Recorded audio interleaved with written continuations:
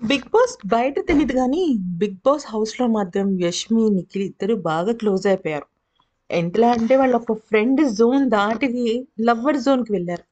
అందుకే ఒకసారి యష్మి మనం లవర్స్‌గా ఉన్నప్పుడే బావుందిరా, ఫ్రెండ్స్‌గా ఉన్నప్పుడు బాలేదు, నాతో మాట్లాడట్లేదు అని చెప్పింది.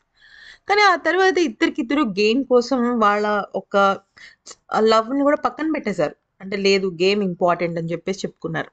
కానీ యష్మిని వాడుకున్నావు అని సోనియా, సీత అనటము, ఆ తర్వాత గౌతమ్ దాన్ని సపోర్ట్ చేయటము, ఇవన్నీ కూడా చూసి యష్మి చాలా బాధపడింది.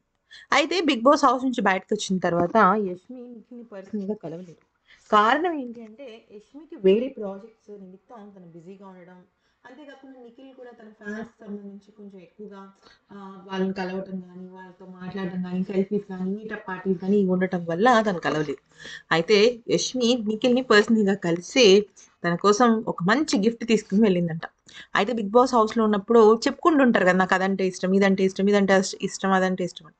అయితే నిఖిల్ కోసం యష్మి ఒక చిన్న వాచ్‌ని ప్రెజెంట్ చేసినట్టు తెలుస్తుంది. ఆ వాచ్ అంటే నిఖిల్‌కి చాలా ఇష్టమట.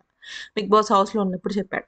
అయితే నిఖిల్ గెలిచినందుకు మనస్ఫూర్తిగా ఎవరైనా ఇష్టపడ్డారు అంటే అది కేవలం ముగ్గురు వ్యక్తులు మాత్రమే. అది ఒకటి నైనిక, పృథ్వీ అలాగే యష్మి. నైనిక ఆల్మోస్ట్ నిఖిల్‌తోనే ఒక క్యూట్ సిస్టర్‌లా ఉంటుంటే, పృథ్వీ ఏమో ప్రస్తుతం బెంగుళూరులో అంటే తన సొంత ఊర్లో ఉన్నాడు. ఇక యష్మి, నిఖిల్‌ని వాళ్ళు కలిసినట్టు అర్థమవుతుంది.